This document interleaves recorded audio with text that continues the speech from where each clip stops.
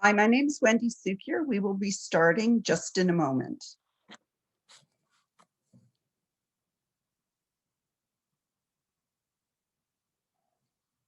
Give people a few minutes just to come into the room.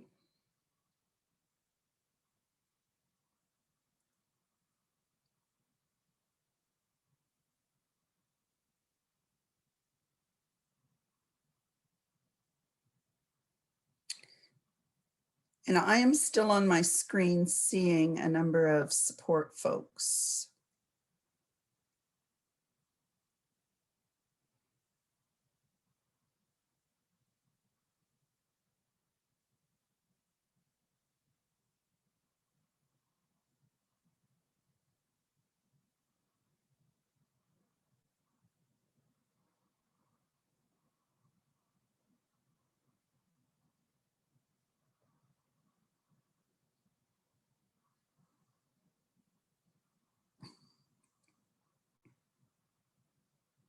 And we still have participants joining us. So again, we'll just wait a couple more minutes,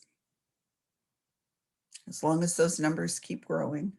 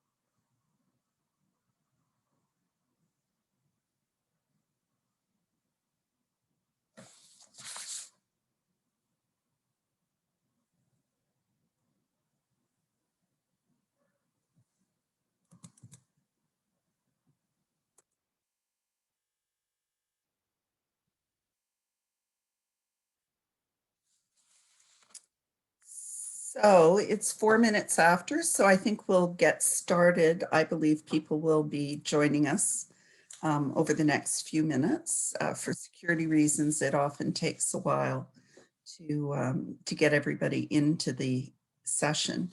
My name's Wendy Cukier, and I'm a professor at Ryerson University in the Entrepreneurship and Strategy Department, and I lead the Women Entrepreneurship Knowledge Hub, as well as a number of other projects. Welcome. I'm really pleased to have you all join us today. This is, I guess, the fourth installment of our 2021 Women Entrepreneurship Knowledge Hub annual conference, and it's a bit of an experiment, but so far I think has been going very well.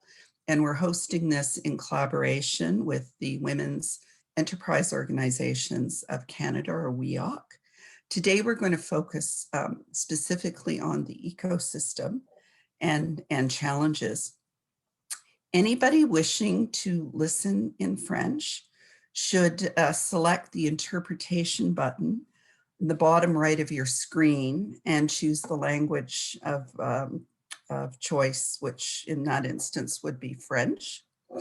Before we begin, I want to acknowledge that I'm in Toronto and I'm calling in from the traditional territories of the Mississaugas of the Credit, the Anishinaabe, the Chippewa, the Haudenosaunee, and the Wendat peoples. And it's important, I think, that we all acknowledge, wherever we are in the country, that we live on land that belonged to Indigenous peoples.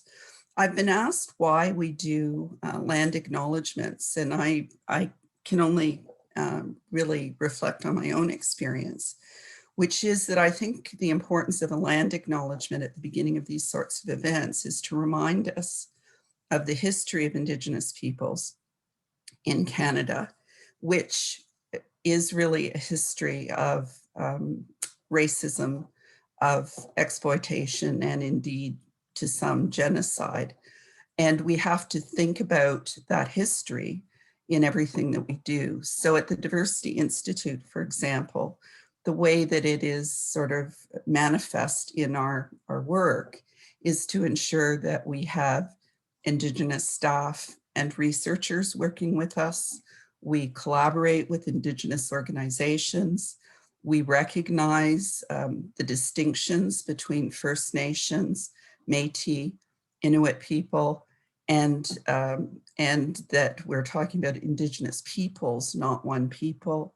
We try in whatever we do, whether we're looking at entrepreneurship, whether we're looking at leadership, whether we're looking at training programs and capacity building through a diversity and inclusion lens, to ensure that part of that includes questions about what this would mean for Indigenous peoples. And I think that, you know, for me, even though I've been working on diversity and inclusion issues for more than 30 years, I learn more and more every day, often from, you know, staff and colleagues.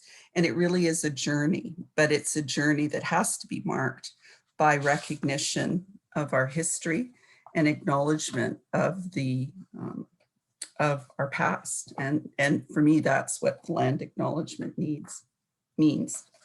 So I'd like to open the discussion today with a little bit of an introduction to the Women Entrepreneurship Knowledge Hub, which is part of the Canadian government's $5 billion investment in the Women Entrepreneurship Strategy.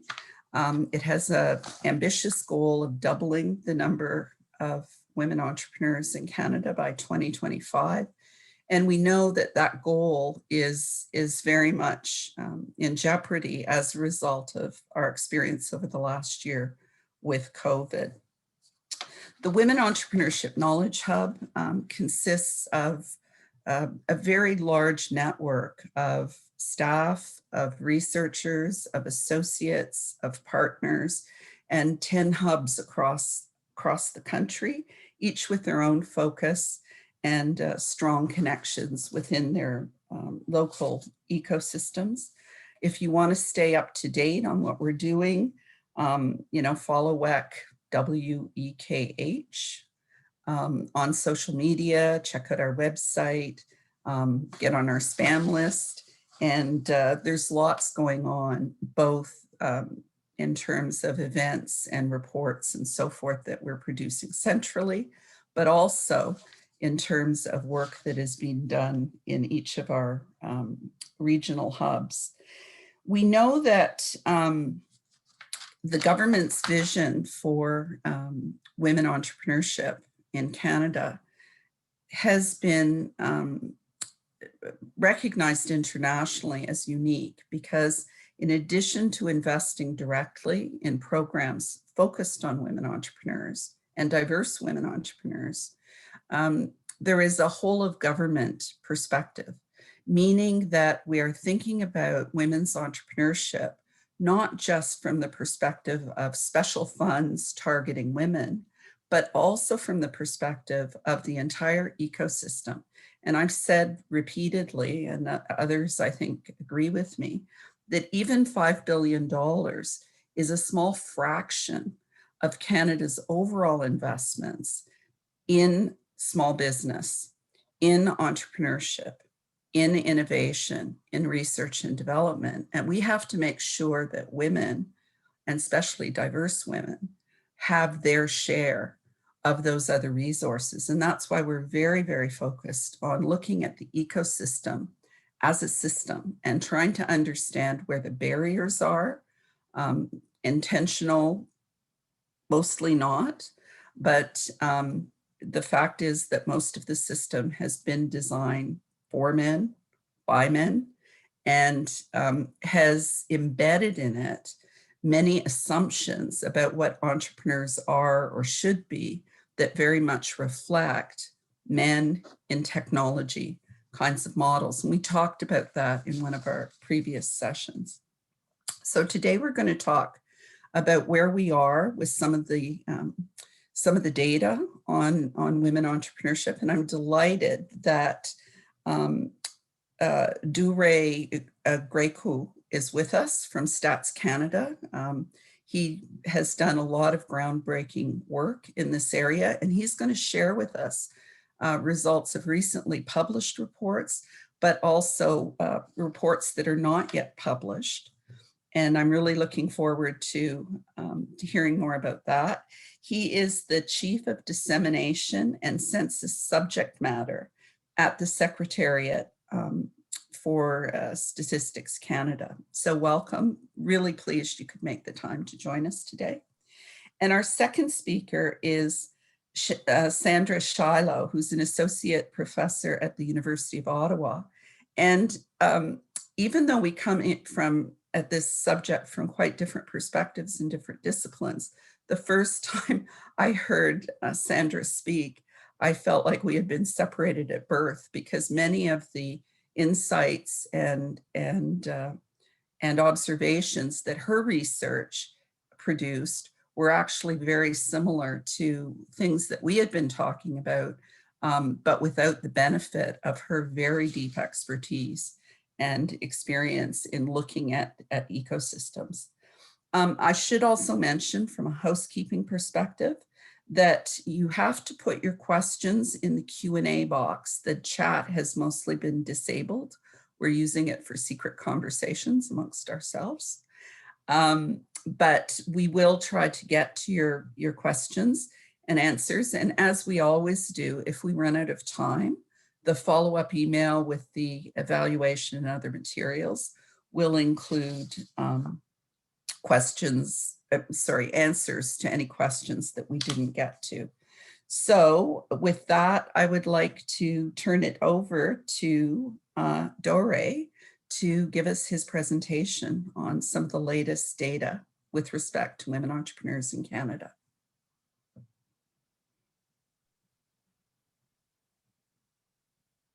Thank you very much, Wendy. I'm very pleased to be joining the group today. Can you see my screen? Yes. Let me put my timer. Okay. So again, thank you very much for having me. My presentation will focus on factors prior to entry, and I will try to convince you that these factors actually matter when we are examining performance gaps between women-owned and men-owned enterprises. So there will be two parts in my presentation. In the first, I will show that factors leading men and women into business ownership are similar, but the magnitudes are greater for men. I will also show you that the factors that favor entry into different types of enterprises, so women-owned, men-owned, or equally owned enterprises, actually differ across gender. In the second part of my presentation, I will show you that I will focus on one factor prior to entry, which is the prior industry experience. And I will show you that it influences performance gaps across types of enterprises. So I start with a result that I think most of you are familiar with. Women are less likely to enter business ownership in Canada.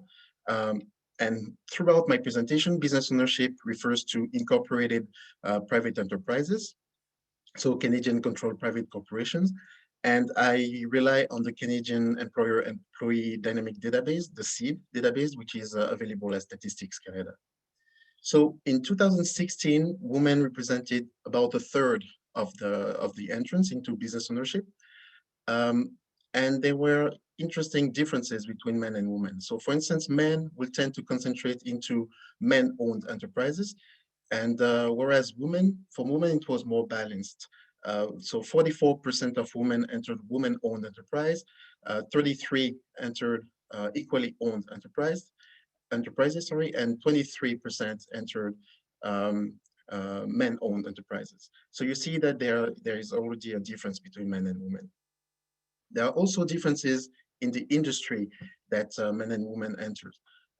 Women will tend to enter services industry, so 78% of them entered services industry. And across all industries except one, men entrance, the share of men entrance was higher. The only exception was health and healthcare, sorry, and social assistance. So this was the only industry where women entrants were more numerous. So as I said, the factors that influence entry were similar across gender. So what do I mean by that? So if I just pick, like here, I'm not showing all the results that we have in the paper, obviously, but if you pick, like, let's say, experience as a self-employed, if it's positive for women, you will tend to see that it's also positive for men. And for most variables, this is a pattern that we saw, like with age, immigrants, the immigration that I'm not showing here, it's a pattern that you will also see. So similar factors, but the coefficients were always bigger for men. So for instance, here, like this on this first line, what we're saying is that if you take men and women in the highest quantile, so the top bracket, the top income bracket, you will see that men will be more likely to enter business ownership. So the same thing if they are experienced, if they have experience as a self-employed, or if they have industry type of experience, if their spouse is a business owner, self-employed, like for all variables, men will tend to have a higher coefficient. There are also differences in the, as I said, in the type of industry that they enter. And I think this is something that deserves more attention for future research. We feel that there's some sort of adverse selection towards women-owned enterprise. So for instance, if a woman, for women who experience a negative income shock 5 years prior to entry, if they're at the bottom of the income distribution, they will tend to enter women-owned enterprise. But if they are at the top of the income distribution, or if they have experience in the goods producing sector, they will tend to, some will enter women-owned enterprises, but a few, like a significant amount of women will also go to men-owned enterprise. So we feel that these differences in, let's say, the selection of entrants may have subsequent consequences on the performance gaps between women-owned enterprises and men-owned enterprises. But of course, more research is necessary to determine a causal role for these patterns. So in the second part of my presentation, I focus on one factor, that is the prior industry experience. And the motivation is essentially that we found in previous research that men entrants seem to have more pertinent labor market experience than their women counterparts. And this experience was self-employment, like having experience as a self-employed, experience in the same industry as the business owned, or even the way partnerships were formed. Like men tended to have partners that they worked with, whereas for women, it was usually their spouse, for instance. So, and we found that this type of experience was strongly correlated with performance indicators like revenues and the number of employees. So in this paper with my colleague Gina, we try to go a step further, because in this previous research, it was essentially correlation. So in this one, we're trying to look at causal effects of experience. And again, experience here is having experience in the same industry as the business owned by the principal owner. And we're looking at this effect on, of industry experience on labor productivity. And I won't get into the detail of the definition of labor productivity. I put it on the slide, but essentially you can think of how efficient or how effective the firm is into turning its inputs into products or services. So women-owned enterprises were less productive than men-owned enterprises, and also less productive than equally owned enterprises. And no matter how you slice the data, it's a pattern that, that is strong, like whether you look by year, whether you look by cohort of entry at the year of entry, or whether you look like 3 years or 5 years after entry. Here I'm showing 5 years. So it's a result that really, that stands. Of course, this result is when we look at the overall economy. So you may, and actually you will have differences if you look by industry, and I will have a comment about that in a few slides. So what we do in the paper, we develop a labor productivity gap model. So we look at the data 3 years after entry, and we use a propensity score matching technique to have appropriate comparison groups. We use enterprise controls such as total assets, number of employees, and research and development spending, as well as the industry. And our variable of interest is the prior industry experience of the principal owner. And we find that prior industry experience actually increases the labor productivity of firms, especially the effect is larger for women-owned enterprise, so larger than what we found for equally owned enterprise. And also, when we control for this prior experience, we are able to shrink down we are able to reduce, sorry, the labor productivity gap. So among firms where the principal owner doesn't have that experience, we find that women-owned enterprises will be 21% less productive than men-owned enterprise. But among the firms where women have this prior industry experience, the gap falls to 13.5%. So it's a reduction of about a third, which is big, because here again, we're talking about 3 years after entry. So what we're saying is that 3 years after entry, when we control for industry experience, we're able to explain a third of the gap. So we think it's an important result, and it might deserve more kind of interest from a policy point of view. So really quickly, more work is necessary, of course. Although the model controls for industry, it's true that the impact could be different across industry. So when we look at industry, so more work on that area is necessary. And also our model doesn't really explain, like we have a causal explanation, but we don't explain the mechanism. So is it that the preferences are different, or is it that prior experience helps overcome certain type of barrier like funding? So again, more work is necessary. And very quickly, I think the slides will be shared. So at the end, we put a link where you can have access to the data. And of course, if you have questions, please feel free to contact me. Thank you very much.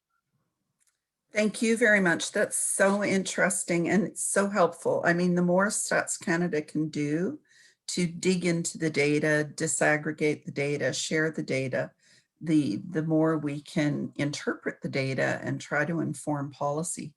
I did see a couple of questions in the Q&A box, so I'll take this opportunity just to ask a couple, and then we can take more and respond offline. The first question, because lots of people in the audience don't necessarily work with the data. Can you explain how productivity is defined for the purposes of this particular analysis? So it's simply like we have evidence on what we call the value added output, and we divide it by the number of employees. So it's kind of a measure of basically how, like what the firms add per unit of employee. So would it's be more sales or revenues, for example. It's more precise than that, because sales and revenues, in a sense, includes the value of your input. So this is kind of the marginal, like basically what the firm. So profits. Profits? In a sense, yes. In a sense, okay. yes. So I hope that answers the question that was raised. The other question, you said that you had controlled for sector. Did you also control for size? Yes, like size as like the measures of size that we utilize were total assets and the number of employees. Okay.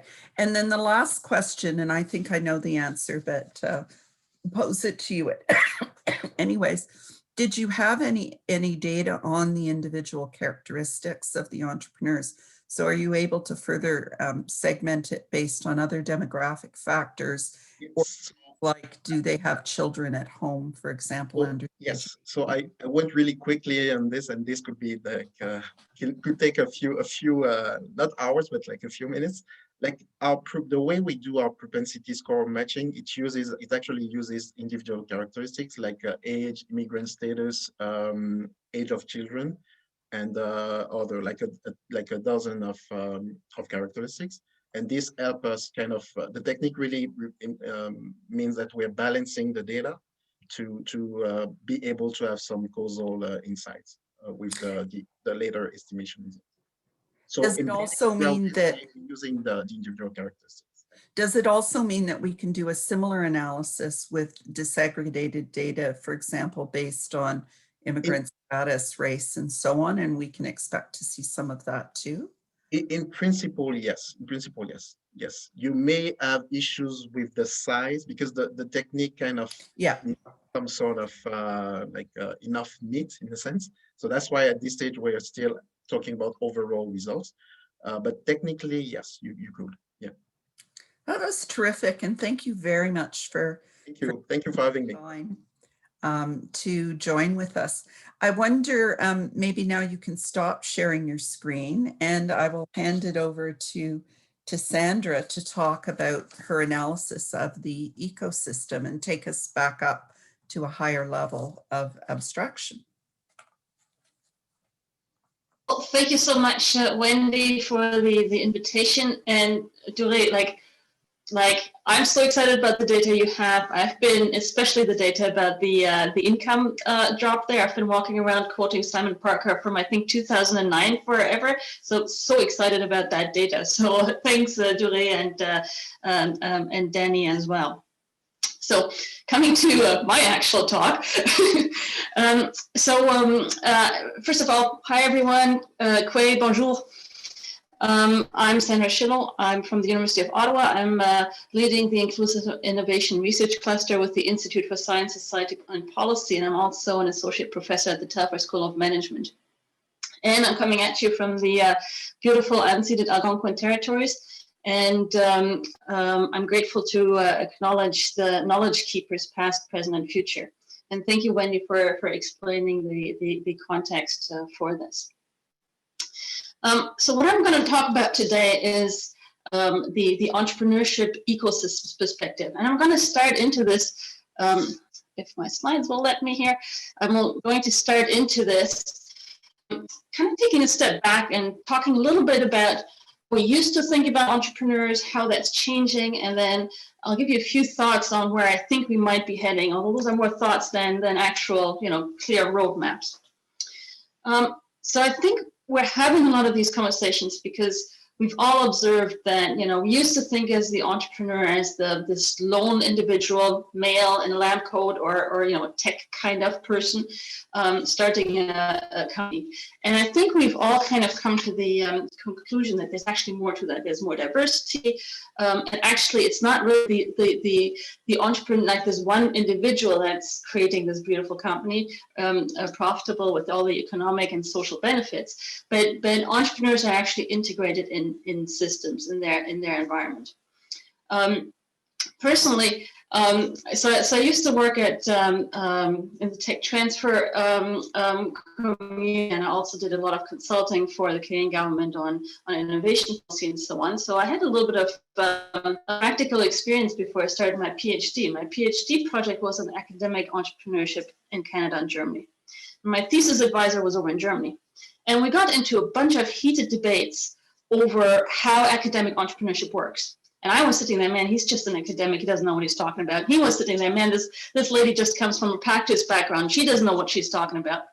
And what turned out when we had done this study is that there are real differences. There are real differences between countries, and these differences were really hard to attribute to our data internally, but actually it was much more likely that it had to do with the ecosystem around the companies.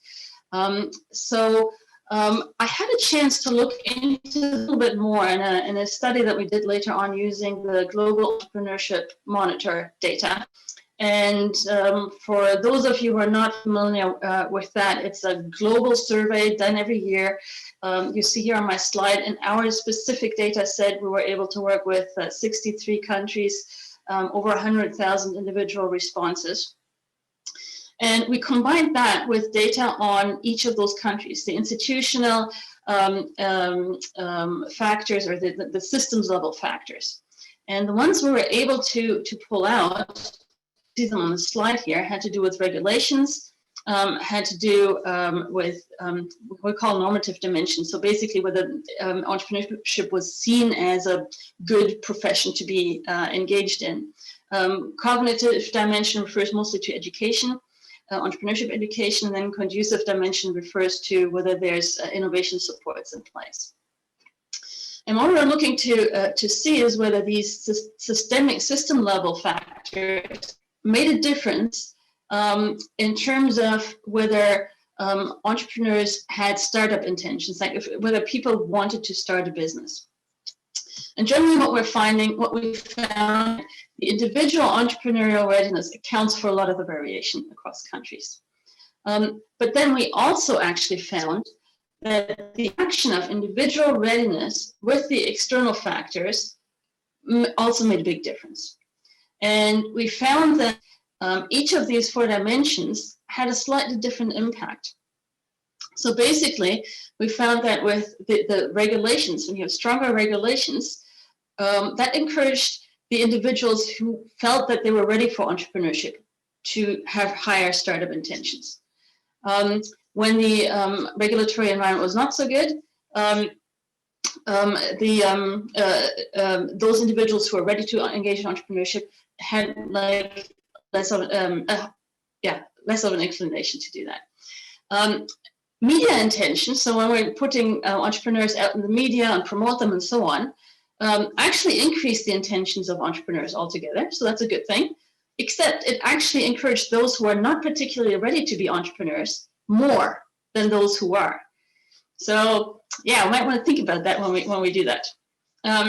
Entrepreneurial education actually turned out to have a negative influence on entrepreneurial intention. So the more people learned about entrepreneurship, the less likely they were going to want to start a business. And I'm not sure that that's a bad thing, because if we know how hard it is, then maybe we really want to think about whether we really want to engage this. Note that our study doesn't say anything about success. So my hope is, because I don't have the data, my hope is that those who are more educated about entrepreneurship and then start will perhaps be more successful. And then finally, also found that innovation support reduce the startup intention, which perhaps is also not terrible, because if you have more entrepreneurship happening in innovative companies, that might actually work as well. But without getting too stuck here on the details, what we were able to show is that the environmental factors, the ecosystem that's around the individual entrepreneurs actually does make a difference. And the next thing we're trying to do is, and actually that was the original idea behind this project. We actually wanted to see whether there's differences between men and women on this. And we actually wanted to see those aspects of the institutions that we have that are gendered, that relate to kind of gender differences, whether those actually make a difference in entrepreneurial intentions. I can tell you, we tried. We tried a lot. We spent a lot of time trying to calculate back and forth. I want to actually, and I never published this, so I want to talk about it here. The issue is this. Our results relating to gender became robust. And mostly the issue was that there's a lot of possible definitions you can use for gendered institutional variables. So we had all sorts of data on, from each country on all sorts of dimensions that could relate to gender. And anytime I made a tiny little change, the whole results blew up, and they were all different every single time. And I probably could have gone ahead and published something, but it really felt to me like there wasn't this one overarching trend that could really be documented. And I really started to think about that. And to think about, what can we do about that? How can we address this? What might be going on here? And my best guess is that I think there's immense complexity in the interaction between gender, culture, framework conditions, and entrepreneurship, honestly. And I think it's that relationship is so complex, it's kind of hard to tease out with the methods that we have and that we're usually using in statistical analyses. So I think, I think we have a lot more work to do to carry that forward. So in the meantime, the other thing I'm wondering is, I think women aren't all the same. I think we know that, and Wendy, I think you've talked a lot about that as well, the intersectionality. But the problem is that in our data, that's really hard to capture. So let me come back to the ecosystem concept that we're talking about here, to see that I can come up with some thoughts on how we might be able to move forward. So if we go with the ecosystem metaphor, I think we're coming from a monoculture kind of concept where, we had like male entrepreneur able to see, and like a lot of the time in the media. And I think we're kind of, with the gender work, we're moving towards maybe actually just two monocultures next to each other. And I think we need to be a little bit careful about that. Because that still doesn't quite make an ecosystem. And I think maybe that's part of where the potential for our future work might lie. And so I've got a couple of thoughts on where that might head. So, oops, I'm going the wrong way here. So first of all, I think we have to keep in mind that there are different types of ecosystems. And I'm not generally necessarily a fan of the term ecosystem in the analysis, but the one thing I think it conveys really well is that we have different ecosystems. It's not going to be the same everywhere. So if we think about rural versus urban versus northern versus different countries, the whole point of an ecosystem is that there's not just one ecosystem. There are different types of ecosystems, and they might shape up differently. And the other thing that this comparison, this metaphor kind of does is, who's the dragonfly is the question. So the dragonflies are indicator species, like they're indications of a complete ecosystem. So when you have the dragonflies, that tells you that you do have a complete functioning, healthy ecosystem. So if we're thinking about entrepreneurship research, I don't think we can find the dragonflies right now even. Because we only have the demographic data, and that's really very coarse. Those are very coarse distinctions. And it's really difficult to depict that kind of quantitatively with the data that we have. So that leads me to the, like, maybe if I can dig into that a little bit. I think we're going to have, going forward, whole bunch of conversations about identity, and we're seeing that already. I mean, COVID brought it out with the inequities and how people are affected by the pandemic, also with Black Lives Matter and Indigenous Lives Matter and so on. So there is a bit of an issue where you heard me, I'm a total fan of Doure and the work StatCan is doing, okay? But there's limitations to that kind of work because we're working with demographic data. Those are very coarse categories. Gender is binary. 0, 1. We know in reality that's not the case. And, Doure has the luxury of having all that data and all the administrative data, but doing analyses outside Statistics Canada, getting even that coarse data through public data sources has huge issues in terms of privacy and, protecting people's confidentiality and so on. And the risks we run with these kind of analyses, and we really have to think about how we can methodologically account for that, is that, you know, we might end up stereotyping, we might miss trends that are in the data by just focusing on the binary 0-1 gender lens.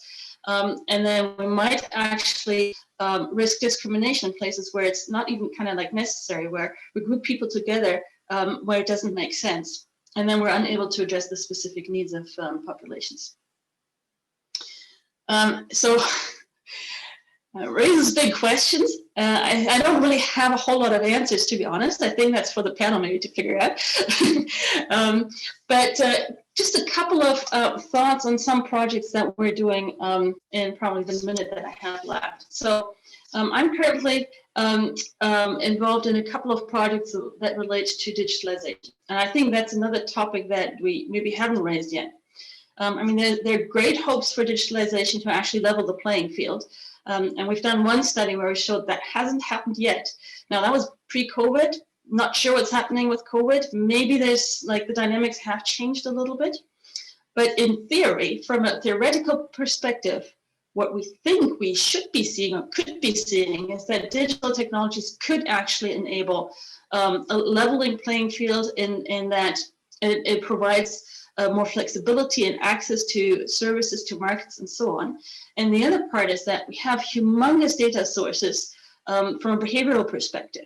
So maybe we don't actually have to rely on the demographic factors. Maybe we can actually, with the data that we're starting to have, let's say from social media platforms, maybe we can get to a place where we develop behavioral profiles.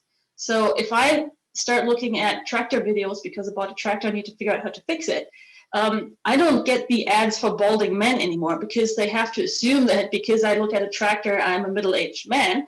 But they can actually look at my history, and they're getting much better about that. I get these ads a little less, and they can actually give me, you know, ads for tractor parts or something like that, right? So the behavioral side, so going away from the demographics and getting towards the actual behavior, activities, and so on, that might actually be promising. And I think there's a lot of positive work that could be done.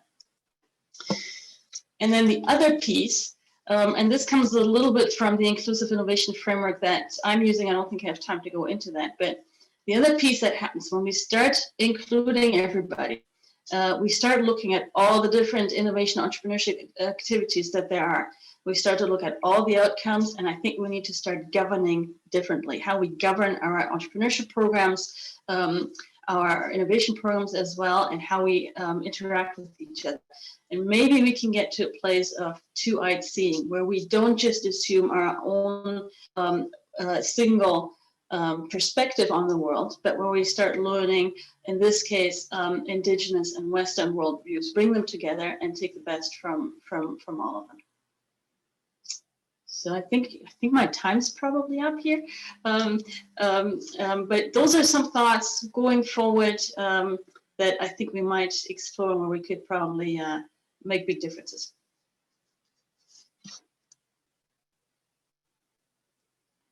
Wendy, I can't hear you. Can you yeah, thank you. Thanks. Maybe you can stop sharing your screen now.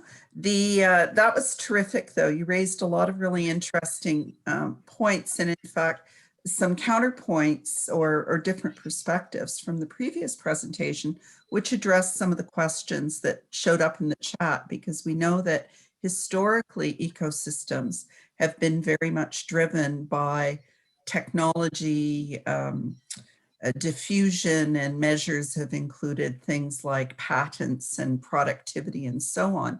And one of the big issues that, of course, has come out of a lot of the work with women entrepreneurs and Indigenous entrepreneurs, as you know, is that we need more robust and complex kinds of measures of impact, which consider social impacts as well as economic impacts, which take into account the individual goals and objectives of entrepreneurs, because we know, for example, women, Indigenous entrepreneurs, and others often will not prioritize profit over community or social benefit.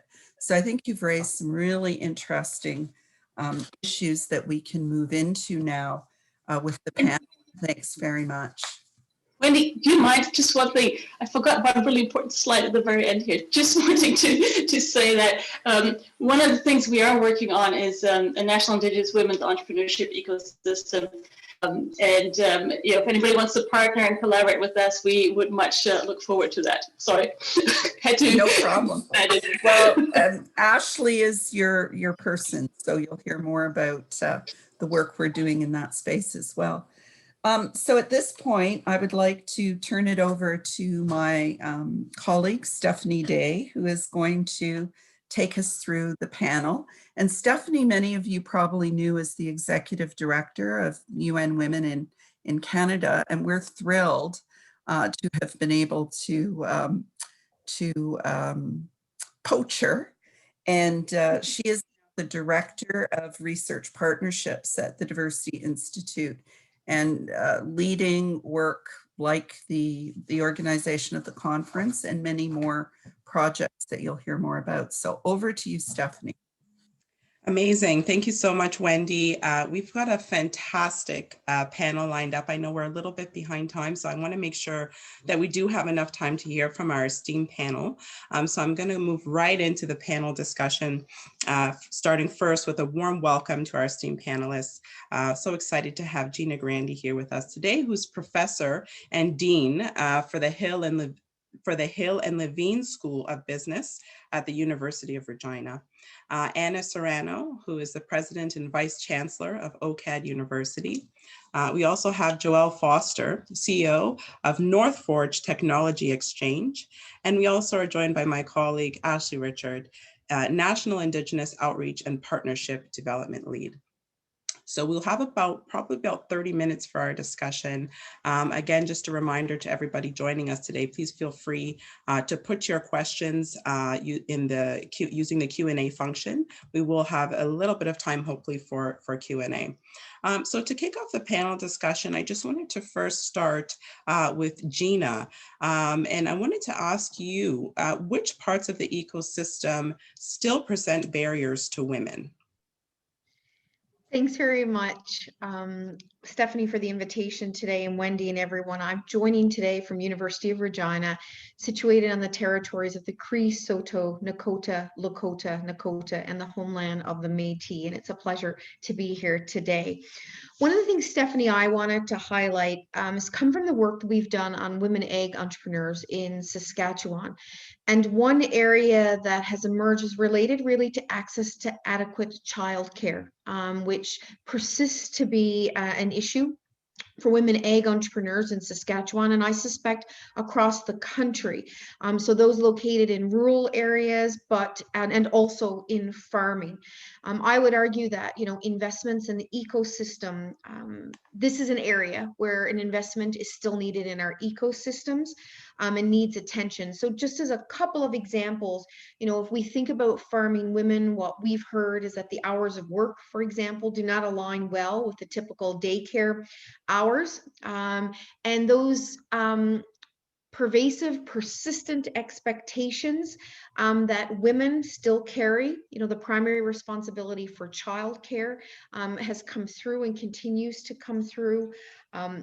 What we've seen is that many of these women talk about that they're unable to participate fully in the ecosystems because there isn't adequate childcare available. And those who have been successful continually talk about how they've had more access to childcare in the ecosystem, or their family situation is different, whereby their partners are participating more fully or sharing that responsibility. So when we look at the ecosystem, I believe there's still quite a lot of work that needs to be done. I suspect across the board, but in particular in rural and as it relates to women ag entrepreneurs. No, that's very interesting. I've often said that when we think about childcare, the work structure, the 9 to 5, which of course has changed now because of COVID, is so patriarchal, and it's really time for a change. Joelle, what are you seeing in your industries that you're working in? What are some of the barriers?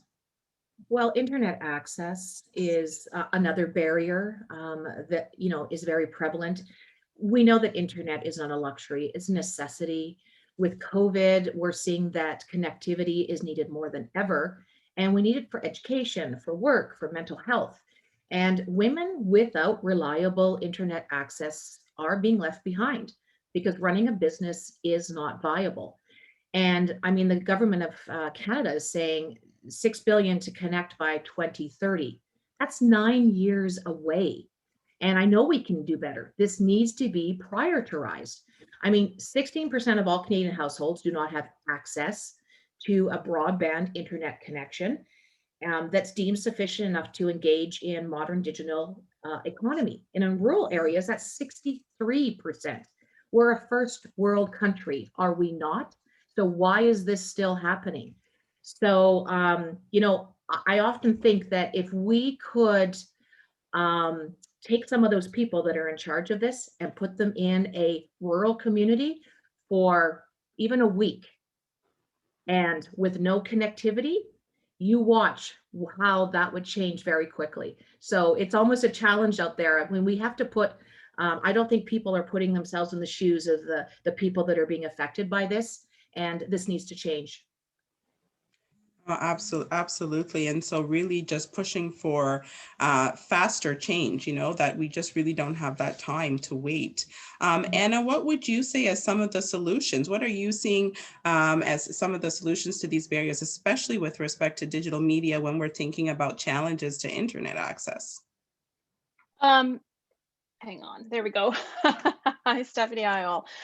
So I'll be speaking sort of wearing or integrating knowledge from two institutions that I've been part of. My previous position as head of digital at the Canadian Film Centre, where we ran an accelerator called ID Boost, and most recently launched a feminist business accelerator run by the remarkable Natalie Del Monte called Fifth Wave. And now as President and Vice Chancellor OCAD, where a number of our faculty members, including Dr. Alia Weston and Dr. Suzanne Stein, are tasked with thinking through some of these issues related to women entrepreneurs. So keeping those two types of knowledge bases in mind, I think some of the solutions that we're finding, first and foremost, speaks to, you know, ecosystem support structures or innovation support structures, aka accelerators and incubators, actually do need to be more specific about their support systems. So in the case of Fifth Wave, you know, we very consciously and intentionally created a feminist business accelerator with feminist values embedded in how we developed these business supports. Some of those values include some of the things that we've heard, which is really bespoke, custom services that meet the women entrepreneurs where they're at. So that meet them in terms of being able to frame success through their lens, as opposed to through you know, a Silicon Valley lens that suggests that success only exists in one way, as well as providing the kind of flexibility required in terms of when those services are provided, right? So, you know, running, what we found, for example, was that running sessions at particular times because of childcare issues was not a good idea. So, you know, 5 to 8 as a session is not a good idea. In the afternoon, that is. You know, weekend sessions, not a good idea. So there were a number of things that we were looking at in terms of how to design supports. And then most recently, both Dr. Weston and Dr. Stein produced reports around you know, the former studying the effects of the pandemic on creative entrepreneurs as part of the innovation and entrepreneurship work that WEOC has been supporting. And then Suzanne Stein with Nordicity has just recently completed a pandemic effect study for digital media entrepreneurs. And some of the findings are quite interesting. So in the pandemic effect study, one of the trends that are starting to create some, you know, both on the one hand, allow for flexibility, but on the other hand, cause anxiety, is this shifting boundaries between work-life balance. So what the pandemic has done is there's no longer that kind of boundary between when you work and when you live. And although that seems to provide flexibility, it actually causes a lot of anxiety because you do need to stop. You can't actually work all the time. So these are some of the things that we're looking at in terms of how to provide solutions.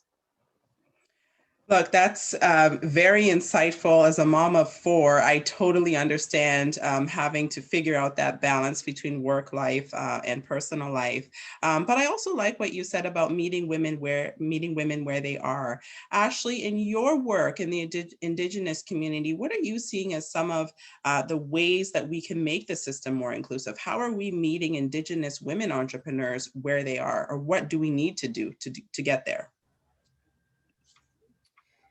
Yeah, thanks, Stephanie. And in terms of making things more inclusive for Indigenous women entrepreneurs, we can take even just a couple of steps back and start right at the language. So the language that we use when we're talking about entrepreneurship and innovation affects Indigenous women in 2 different ways. One, the language we use affects who's included and who's not included when certain policies or programs are being created.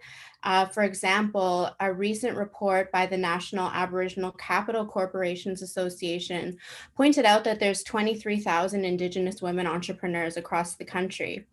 And in 2016, the National Census reported that just over 16,000 of those Indigenous women were self-employed. So when we don't include self-employed entrepreneurs in our definition of entrepreneurship, we're losing out on thousands and thousands of Indigenous women who are actively engaging in the entrepreneurial ecosystem.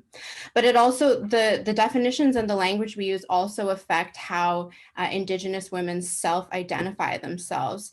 They're not going to identify as an Indigenous woman entrepreneur if they don't see that word as being something that aligns with their values. And then moving forward, I think more tangible steps need to be made to make change for some of the things that we have known for a while are barriers.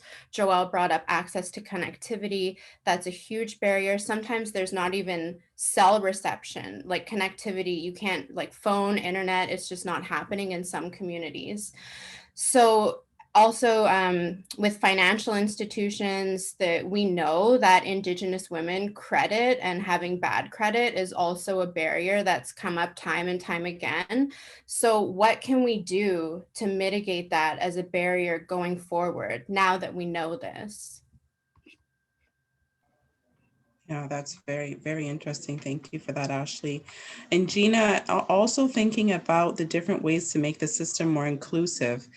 Did you want to come in here with some of your expertise as well? Yeah, and really all I want to do is perhaps draw attention to some of the things that have already been said, and you know, Anna talked about, I love that notion of, you know, building systems that are based on feminist principles. I think if we look at organizations in that way, in the ecosystem, I think we see all types of change. And you know, Wendy and Sandra earlier talked about the measures of success, and Ashley's also implied that in what she's talking about, how we are measuring women's success and where investments are being made in the ecosystem.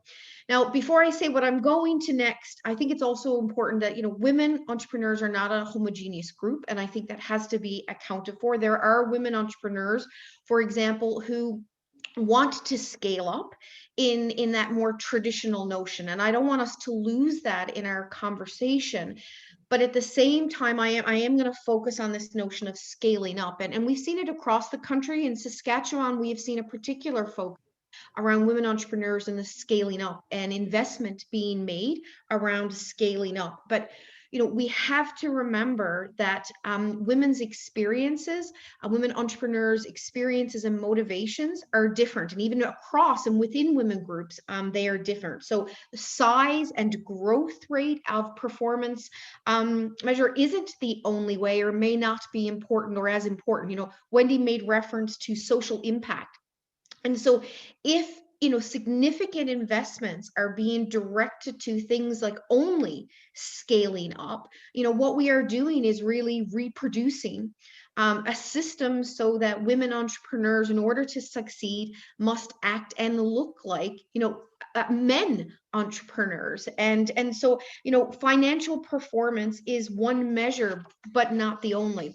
Now, I also want to make a comment, when I think it was Ashley talked about size and the self-employment of women. In Saskatchewan, 87% of all businesses are considered micro. That's 0 to 4 employees. So the contributions to be made cumulatively, okay, are still there. And so, yes, it doesn't mean that we shouldn't be investing in, large scale growth or opportunities for women entrepreneurs, but we also have to be very careful in doing that in the ecosystem, that we are not actually neglecting or ignoring that there are other places that we should also be investing. And as already has been said, is meeting women entrepreneurs where they are. And I think more dialogue needs to happen on how we measure success in the ecosystem, and where money and investment is being directed as it relates to a broader understanding of success. Yeah, no, absolutely. And I think also another interesting point, just based on this benefit, or we're seeing an opportunity to have sort of this feminist programs. But we also know, Joelle, and I'm going to target this question at you first, that some women may not want to engage with organizations that are focused on women, although we are seeing success there. What are you seeing? How are you addressing this in your industries? Yeah, so in North Forge, we're a hybrid incubator and accelerator, and then we also have one of the largest fabrication labs in North America. So, it was that, we don't want to have a separate incubator for women, but we are creating specialized programming for women. Because when I came on as CEO, you can see my background. It's everything that we used to have was in black and yellow, and it was very, I always said it was a little like a Tonka truck, but it worked with the Fab Lab. But a lot of women and other people just weren't identifying with our brand. So we've made a conscious effort to make sure that our incubator and accelerator is feeling inclusive to women, that they feel like they can come to what we have created. And one of the other things that I noticed is that bro culture that we had, here in Manitoba. And, I know that diversity is not always a priority for startups. And I know that they're not setting out with an intention of creating a potentially toxic workplace, but in recruiting a skewed demographic of men who perhaps mirror the go-getters, who started the companies, they're inadvertently reinforcing that bro culture cycle that we have seen historically, at our incubator. And so what we're trying to do is focus on HR for these founders and get them to recognize that they can be vulnerable to the bro culture that's creeping in before they even notice what is happening. And we need to call it out before when we see it. And we do. I mean, our staff didn't want to make it this way, but we are almost all women. And maybe that's why our incubator accelerator is so successful today. But new founders, they don't realize that the bro culture is toxic. People quit their jobs due to bad workplace cultures. It's ineffective employee retention, productivity, and growth. And, so we're trying to change that. But another issue is around investment. And unfortunately, most VCs are men. And that is a whole different topic. So one of the things that, we did is created a new North Forge Angel Network. And we are really focusing on educating future female venture capitalists while we also help our founders, gain access to capital. That's really insightful. Thank you for that, Joelle. Anna, I wonder also with Fifth Wave, have you had to overcome that where women, despite the strong feminist push, were apprehensive to be associated with, the feminist Fifth Wave, or? Yeah, so I have to sort of recognize the women who were involved in creating this accelerator. Some of them might in fact be some of the participants: Valerie Scott, Petra Casamuch, Suzanne Stein, Natalie Del Monte, and I hope Vicky Saunders, Nasma Ahmed, and others. And so when we were conceiving of launching a feminist business accelerator, this was indeed something that we did discuss, which is, you know, is it good to call out the feminism inherent, the feminist values inherent in building an accelerator? And Joelle really alluded to sort of the dominance of a particular set of values in many of the accelerators and incubators that were in place. And indeed, in fact, weirdly enough, you know, the fifth wave didn't come out of the blue. The Canadian Film Centre had been running an accelerator for quite a long time called Idea Boost, which was for everyone and had more of that focus on scaling up as part of its support systems. But when we created Idea Boost, we found from all the entrepreneurs, not just the women, was that the anxiety that was pushing down on many of the entrepreneurs to perform in a particular way was actually acutely felt by the particular sector we were in, which was digital media and media and entertainment and technology, which kind of combined content with service and product development. So it didn't sit quite squarely in the more sort of product focused tech innovation that people were used to that came out of the Valley. And so even within certain sectors, there was a need to actually adopt feminist values, whether or not you identified as a woman. And so because of that kind of data, that anecdotal data we were getting from having run a more traditional accelerator, we felt actually that it was important for us to foreground that feminist values were needed by everyone. Those who consider themselves to be feminists, whether they identified as women or men or other, and that this was important to start to promote in terms of how we actually help support the entrepreneurial ecosystem writ large, and that the more diversity of forms that we have, the better for everyone.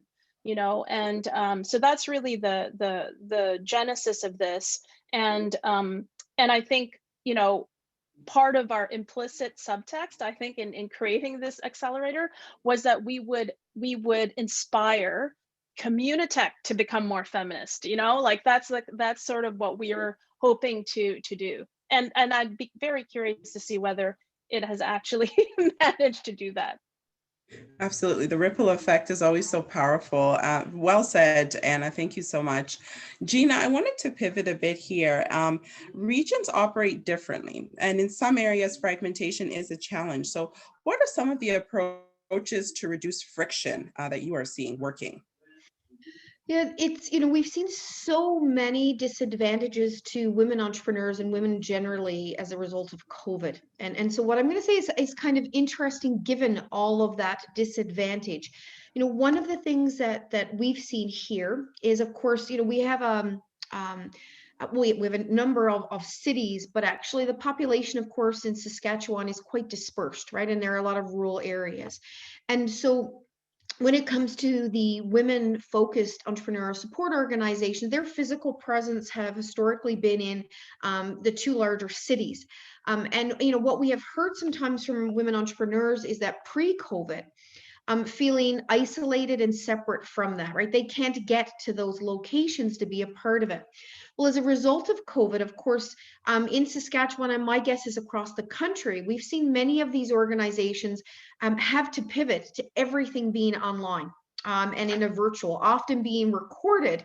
And so one of the things that's been interesting as a result of COVID is, I think in some ways, access to some of those resources, to education, to training, to advising, actually may be creating more accessibility for some of those women entrepreneurs who aren't located in those urban centers. And, you know, what I hope will happen, Stephanie, is that as we move back to, you know, in-person activities, that actually the ecosystem is not going to lose that increased accessibility that we were almost forced to do during COVID and we're still doing. That I hope we learn from this and actually we realize that we do need to be provided. I think that will and will in some at least small way start to reduce some of that fragmentation. Joelle and Ashley, are you seeing similar effects with COVID? I think it's very interesting to see how that force to be virtual has helped to, in some ways, level the playing field for some in terms of getting access to resources. Is that your similar experience? Yes, actually for us, I think that a lot of that increase that we've seen is because we put everything 100% online. And as a result, now in rural Manitoba, we've seen a massive increase in interest because they now have that accessibility. And they feel like now North Forge is actually a Manitoba incubator and not just a Winnipeg incubator, you know, that's, you know, had that kind of impression before. And, you know, Gina, such great points. When we go back to what normal is supposed to be, we're going to continue with our digital online presence because we recognize just how important that is. And we want to make sure that we're still providing those Zoom webinars so that women who may not, you know, have that childcare in place and need to be at home, that they can still access everything from their own home and, you know, have that accessibility. So it's going to be a hybrid again. Thank you. And Ashley, did you want to comment on this one? Yeah, I would agree with everything that Joelle and Gina had shared. And then just also recognizing that with more, you know, remote communities being able to participate in these events, it's also shed light on new barriers that have arisen because of everybody working from home. For example, parents who work from home and they have children who are now attending school remotely. Maybe they only have one device. Maybe they're even just using a phone. Not all households have computers. And in terms of fragmentation and, you know, working to reduce fragmentation, that's really exactly what my role has been centered around in the Indigenous women's entrepreneurial ecosystem, really focusing on taking an intersectional lens to partnership development. And I've been working with regional and national organizations to work on reducing fragmentation in the ecosystem. And I'm always keeping an eye out on what's going on across the country and trying to make influential partnerships and connections where I can between myself and other organizations. So in early 2020, I'm really interested actually in connecting with Sandra about this. So I'd put together an ecosystem mapping on Indigenous women's entrepreneurship by asking, you know, today, who's influencing Indigenous women's entrepreneurship right now, mapping that out and determining the most strategic partnerships going forward that I could have in my role with WEC. So we've established MOUs since then with the National Aboriginal Capital Corporations Association, Futurepreneurs, specifically their Indigenous Business Development Services team, the Indigenous Women's Lift Collective, and the Indigenous Innovation Initiative at Grand Challenges Canada. So it's a small group because I wanted to test out this model first. So we meet regularly on an ongoing basis. We're working on, you know, cross-referencing our calendars to make sure our events don't overlap, journey mapping the Indigenous women's entrepreneurship experience to visually map out where the gaps are and where focus needs to be put on at a regional level.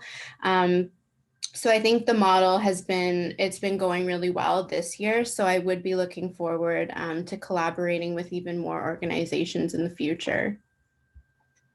Amazing. Thanks, Ashley. And I know that we've also shared some of the research that you've done in the Indigenous community in the chat box for those who haven't read it yet to take a look. Anna, how about in the Ontario region? Are there some stakeholders, are there some players who are helping to reduce the friction and the fragmentation issues? Absolutely. I mean, I'm sure everyone here has tapped into FedDev Ontario. Certainly, Southern Ontario as a region is really an important sort of space for new forms of generating wealth as manufacturing starts to shift into other forms of wealth creation. And we're constantly reminded by our FedDev partners that, Southern Ontario does not equal Toronto. And that we have to be mindful of our key partners in the Niagara region and Guelph and places like that aren't seen as necessarily the tech part of the tech corridor, but are very much actually integral to the whole region thinking of itself and being that sort of innovation center. And I think what we're seeing, Stephanie, from our point of view anyway, is that with the obvious growth in digital media and the growth in enabling technologies that allow people to imagine themselves as creative entrepreneurs, because the barriers to actually working through creative practice as a potential business are dropping with digital technology, that this kind of area is really ripe for supports, and there aren't enough. And in fact, we've seen in COVID people finding urban centers being impossible to live in because of the living conditions and the fact that it's so expensive to live in these urban centers. So we've seen the kind of migration of creative folk outside of the city centers into rural areas. And as creative folk really start to see themselves as creative entrepreneurs, and as the ecosystem starts to pay attention to creative entrepreneurship as a space to provide significant and rigorous supports, then we will start to see the growth of more robust regional, truly regional types of supports in this area. And that's what we're hoping to do as we move forward at OCAD and partner with places like the CFC and others here. Thank you. Thank you so much for that, Anna. And I think, we've spoken also a lot about the importance of having an intersectional lens. This will be the last question for the panel before I'll take one from the audience, and then we'll wrap up for today, unfortunately. But the question I'd like to ask to everyone on the panel today is, how do we ensure that diverse women entrepreneurs are not left behind? So let's start off with Joelle.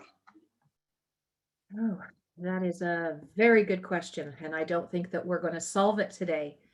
But having the Women's Entrepreneurship Knowledge Hub, everyone that I've heard here today, I mean, everybody is working towards the same goal, and I think that we just, we have to ensure that people understand that women are 50% of our population. And, it's about the market reach and the demographic breakdown that in Canada, and recognizing that we are extremely diverse, and making entrepreneurs, male and female, and the governments, making them understand that you can't design for these markets if you don't understand these markets. And, it's completely about your customer and consumer reach and your market reach, and that women are integral to this. So I think that we've just got to work together and just keep moving ahead. Thank you. And Ashley? I think Wendy in her opening remarks really said it perfectly, that the ecosystem that we see a lot today was designed by men for men. So going forward, anything for Indigenous women, it really needs to be by Indigenous women for Indigenous women, and you can change that in any intersectional context. So nothing for us or about us without us. And I'd say, you know, once organizations really start to implement that as a value, I think we'll see a lot of change going forward, because there's so much diversity among First Nation, Métis, and Inuit peoples. They're affected by different even governing documents, the Indian Act, different government policies. So it's a lot to navigate. I don't know anyone who's an expert on all of them, but when you put an Indigenous person with lived experience who knows all of these things in a position of power to lead and influence change, they already bring all that inherent knowledge to the table. No, absolutely. Absolutely. Anna, did you want to build on that and your experiences? Yes, I think, I mean, you know, one of the most popular continuing education courses that we currently offer at OCAD is actually hiring for diversity and inclusion in the creative industries.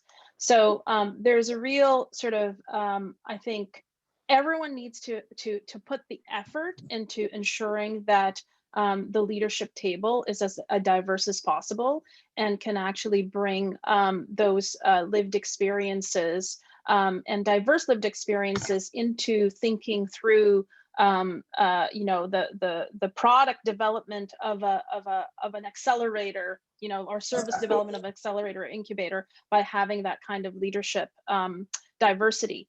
That's one. But I also hear what Ashley's saying. There are also very specific things that we can do, which is, you know, there are certain instances where you have to create bespoke programming for certain communities that have to be led by those community members, because this specificity of that experience is so intertwined with how they run their businesses and how they see themselves operating, that it's very difficult to run those programs if you don't have that kind of shared knowledge, right?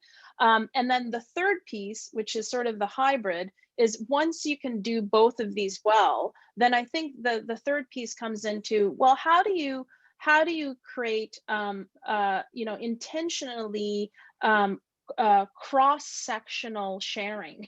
I don't know, it's not quite intersectional. It's really about how do you actually say, okay, I have created this support system. Let's take it for Indigenous entrepreneurs, for example. I've created this support system for Indigenous entrepreneurs led by an Indigenous leader.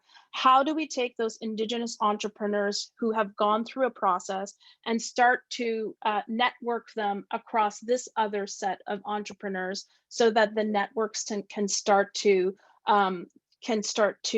collaborate and or move across various communities.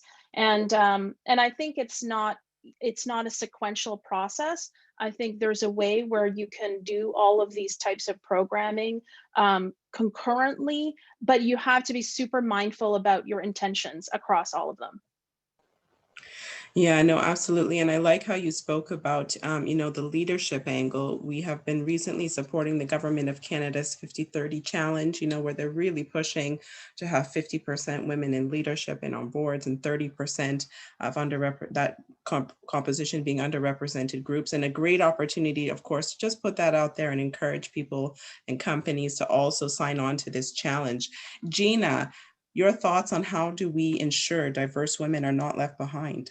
Yeah, I'm not sure I have anything I'll say new to add. Perhaps I'll just say that I agree, and I think that, you know, the investment and the efforts have to be significant and intentional, which my colleagues have also already said, and I just want to emphasize that. I think that, you know, this has to be more than, you know, ticking a box.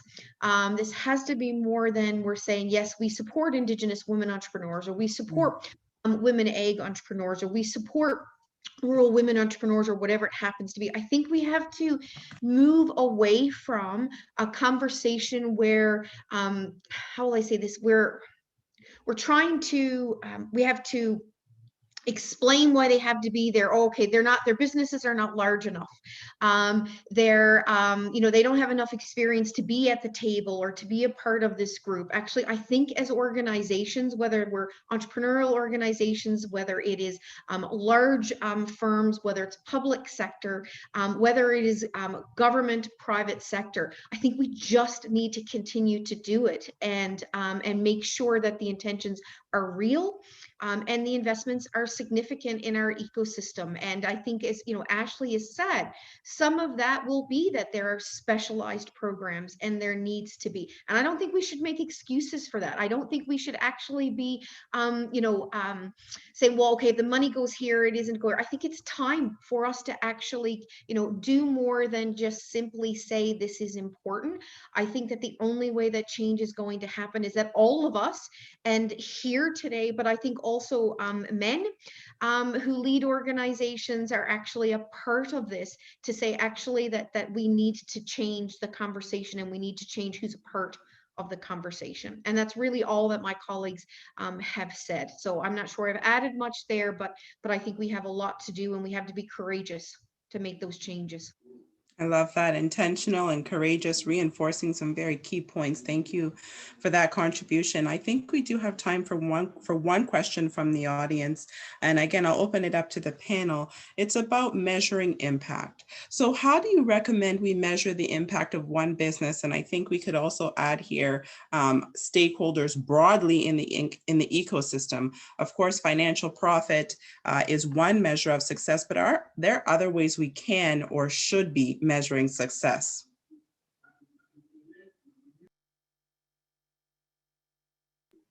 I can start. I think so. You'll find Indigenous women, and Wendy had alluded to this earlier, they do tend to put their communities and the success of their communities as the focus of their business over profits. So in terms of, even if you just take one community, let's just say Saugeen First Nation. Let's say there's an Indigenous woman entrepreneur operating in Saugeen First Nation and her business is successful and taking off. You'll see effects in the community. You'll see jobs being created. You'll see education levels going up. You'll see more small Indigenous women starting businesses. So looking at the effects in the immediate community really speak to the success of these ventures. I really like that answer. We'll know them by their fruits. So like what's happening as a result of that business. Go ahead, Anna. Yeah, no, to just add on to that, I think that's great, Ashley, is so this was something we talked a lot about again when we were designing Fifth Wave. And one of the things that Pedro Casamudge actually was quite sort of firm in making sure we think about is procurement. And so, I think this notion that if you're intentional about creating an ecosystem of support, and it's not just about the individual's success, but the ecosystem success as a whole, and in this case, women entrepreneurs as a whole, then to the extent to which we encourage procurement from other women-owned businesses or other businesses owned by particular communities is also something that ought to be tracked. And indeed, what has happened with the FedDev funding is when COVID hit, there was a further amount of funding that was created by FedDev to help support female entrepreneurs. And Fifth Wave was able to get that funding largely to create something called, a service boost, which was used to help entrepreneurs pay for services from within the women-led ecosystems of services. And so that was a really interesting model where you've got government funding supporting a feminist accelerator, which wanted to realize a feminist value of procuring from businesses and then actually spending that money on those businesses. And so that's the kind of thinking that I think we need to start embodying in the ecosystem if we want to amplify and grow the supports. Brilliant. Gina, I saw you wanted to come in. Do you want to add something quickly? Good. Okay. No, I'm great. I couldn't have said it any better. Thank you. Joelle's giving me a thumbs up. Perfect. Look, this has been really fantastic. I really want to thank the panelists for their insights, their wisdom, their sharing their experience as well. I've really enjoyed the conversation. We're now at the end of our session. A big thanks to everybody who tuned in and participated. A huge thanks again to our amazing panelists, Gina, Anna, Joelle, and Ashley. You've just been so fantastic. A special thanks to our presenters, Douwere and Sandra, who gave some very interesting insights on the data and the ecosystem as well. We do have one more session coming up. It's our last session for the WEOC conference happening on March 25th. I do encourage everybody to log in. We will be sharing some insights from our research as well. And of course, don't forget to follow WEOC on LinkedIn, Twitter, Facebook, and Instagram. You can just type in WEKH and you'll find us there. Thank you again, everybody, for tuning in. And I look forward to seeing you again on March 25th. Thank you so much.